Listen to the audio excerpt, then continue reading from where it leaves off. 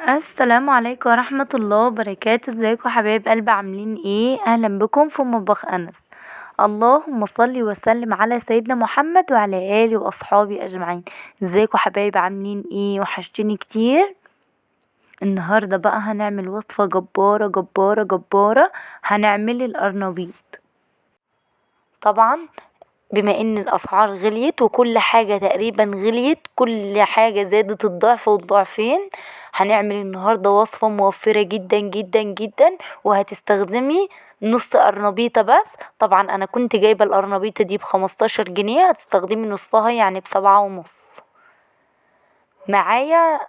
طبعا بعد ما فصصت القرنبيطة كده وقطعتها لزهرات، معايا حلة فيها مية بتغلي على النار، ورشيت فيها معلقة كمون صغيرة ومعلقة ملح. بنزل بالقرنبيط بتاعي بعد ما المية بتغلي،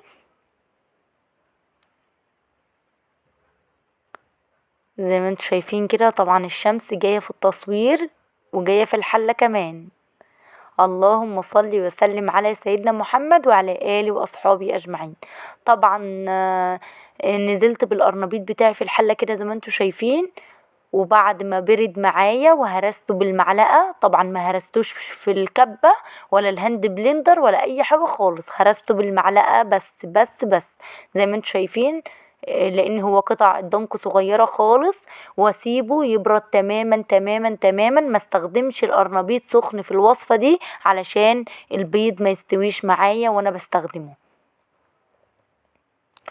معايا بقى خضرة، شبت وبقدونس وكزبرة، ومعايا حوالي 6 فصوص توم دقهم في الهون، ومعايا 4 بيضات، ومعايا التوابل بتاعتي كزبرة ناشفة وكمون وفلفل أسمر وملح وشطة حرة أو شطة حمرا.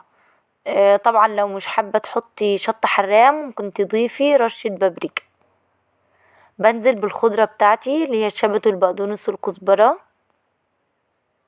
طبعا الوصفة دي مفيدة جدا جدا جدا، وكمان لو الأطفال ما بيحبوش القرنبيط هيعشقوا القرنبيط بعد الوصفة دي. جربوها ومش هتندموا، فايته كتير كتير كتير اللي ما جربش الوصفة دي. طبعا هو داعم بقى لقلي الزيت، وبما ان الزيت غلي والأسعار ولعت نار نار نار، هتأكلي يعني أسرة يعني شوفوا المكونات علشان برضو احسبي البيض. شوفوا المكونات بسيطة جدا جدا جدا، وكمان يعني فيها قيمة غذائية زي اللحمة والفراخ بالظبط. بنزل بالتوابل بتاعتي على البيض كده زي ما انتوا شايفين. اللهم صل وسلم على سيدنا محمد وعلى آله وأصحابه أجمعين. طبعا من كل نوع من التوابل معلقة صغيرة. طبعا وضفت على البيض كده التوابل كده. ببدأ ارج البيض بقى، او ارج البيض بالتوابل بتاعتي كده زي ما انتوا شايفين، لحد ما كله يدخل في بعض كده، الخليط بتاعي يبقى واحد. اللهم صل وسلم على سيدنا محمد وعلى آله وأصحابه أجمعين. طبعا جربوا الوصفة دي، مفيدة جدا جدا وطعمها لذيذ جدا جدا جدا. بنزل بالبيض بتاعي بالتوابل اللي انا عملته على القرنبيط والخضرة بتاعتي والثوم. طبعا انا اكتشفت بعد ما قلبت المكونات ان دي مصفى بعد ما نزلت فيها البيض. بس طبعا انا كنت حاطه طبق تحت المصفى، فنزل لي البيض في الطبق. بعد كده هاخده من الطبق اقلبه تاني في القرنبيط لما اجي احطه في الصينيه. بس اهم حاجة ان انت تدخلي المكونات كلها في بعضها علشان تبقى خليط واحد، يعني علشان كله يبقى شارب من طعم بعضه. واخلي بالي من الملح، ان انا حطيت في مية سلق القرنبيط معلقة صغيرة ملح. بقلب بقى كله كويس قوي كده زي ما انتوا شايفين، اخليه خليط واحد.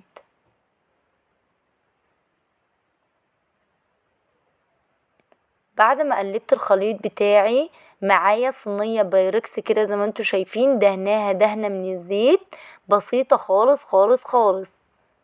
وكمان شلت البيض اللي وقع من المصفى حطيته تاني في القرنبيط، وببدأ انزله في الصينية وبسويه في الصينية كويس قوي.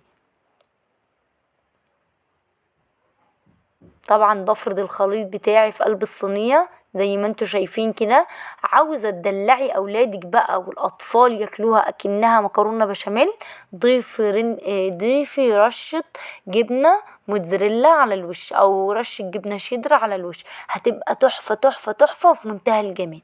طبعا بعد ما دخلتها الفرن وطلعت كده زي ما انتوا شايفين، طبعا ما ضفتش اي حاجة خالص. عايزة تضيفي رشة زيت على الوش ضيفي، عايزة تضيفي رشة زبدة يعني مكعب زبدة ضيفي، عايزة تضيفي زي ما قلتلك علشان الأطفال يحبوها جدا جدا جدا ضيفي رشة جبنة، هتبقى طعمها في منتهى الجمال. بس أنا طبعا عشان عاملاها وصفة صحية للدايت، يعني لأصحاب الدايت، وتنفع كمان من غير أصحاب الدايت، وصفة جبارة جبارة يا جماعة، أكنكم بتاكلوا قرنبيط مقلي. والله العظيم جربوها هتلاقوها زي القرنبيط المقلي وأحسن كمان. يعني ما استخدمناش زيت كتير، ما استخدمناش زيت اصلا الا دهنة الصينية، وكمان موفرة جدا جدا جدا. وكمان شايفين الصينية قد ايه، وهتطلع زي مكعب يعني خرطة الكيكة كده. وصفة موفرة جدا جدا وصحية جدا جدا، وكمان مفيدة جدا جدا للأطفال والكبار، وكمان مفيدة جدا لمرضى السكر. حاجة كده عسل عسل عسل عسل تستاهل بقكم. اتمنى ان انتوا تجربوها. طبعا تسيبوها تبرد شوية علشان الخرطة تبقى بخرطتها، ما يعني علشان انا قطعتها سخنة باقي بواقي من الخرطة كده زي ما انتوا شايفين. طبعا مش قادرة اقول لكم على طعمتها وحلاوتها. والله العظيم والله العظيم والله العظيم ان الصينية اتنسفت من حلاوتها، اكنكم بتاكلوا قرنبيط مقلي بالظبط، طعمها قرنبيط مقلي بالظبط.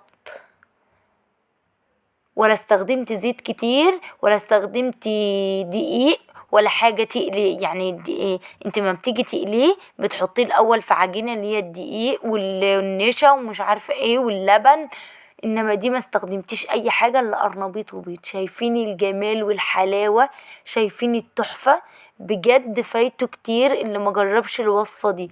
اتمنى ان انتوا تجربوها وتقولوا لي رأيكم في الكومنتات اذا كانت حلوة ولا لا. بس بجد فايته كتير اللي مش هيجرب الوصفة دي، وكمان موفرة جدا جدا. لازم نوفر في الايام اللي احنا فيها دي، لان بجد كل حاجة غليت والحياة بقت صعبة.